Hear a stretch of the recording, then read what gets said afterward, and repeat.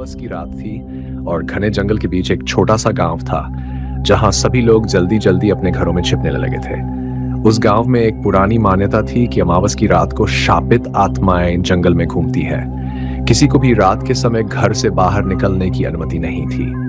लेकिन नीलम, एक जासू युवती, इन सब बातों पर विश्वास नहीं करती थी। उसे लगता था कि ये सिर्फ पुरानी कहानियां हैं जिनका सच से कोई लेना देना नहीं है। उस रात जब पूरा गांव डर के मारे अपने घरों में बंद था, नीलम ने जंगल के बीच स्थित एक पुराने वीरान महल की ओर जाने का फैसला किया।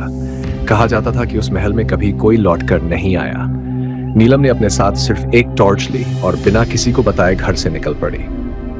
जब वह जंगल में घुसी तो हवा में एक अजीब सा सन्नाटा पसरा हुआ था। पेड़ों के पत्तों की सरसराहट और दूर कहीं उल्लू की आवाज उसके कदमों को और भी भारी बना रही थी। परंतु नीलम ने हिम्मत नहीं हारी और धीरे धीरे महल की ओर बढ़ने लगी। महल के पास पहुंचते ही उसे अजीब सी ठंड महसूस हुई। जैसे ही वह बड़े जर्जर दरवाजे के करीब आई, दरवाजा बिना किसी के छुए खुद ब खुद खुल गया। उसकी रीढ़ की हड्डी में सिहरन दौड़ गई, लेकिन उसने अपने मन को शांत किया और अंदर चली गई। महल के अंदर सब कुछ पुराना और जर्जर था।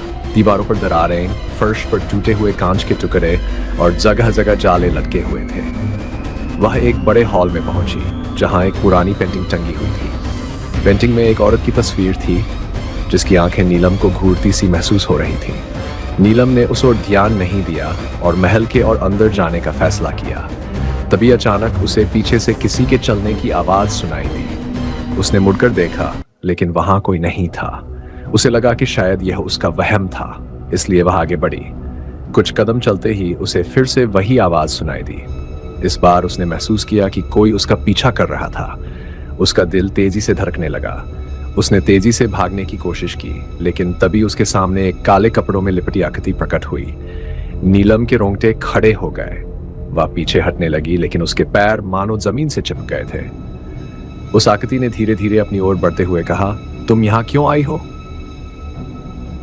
यह स्थान तुम्हारे लिए नहीं है। नीलम के मुंह से एक शब्द भी नहीं निकला। वह पूरी तरह जड़ हो गई थी।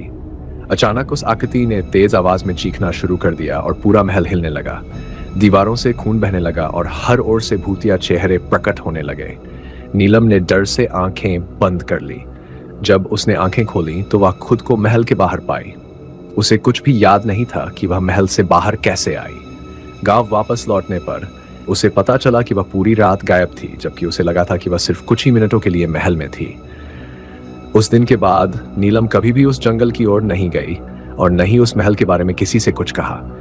लेकिन अब भी अमावस की रात को उस महल के बारे में खौफनाक कहानियां सुनाते हैं।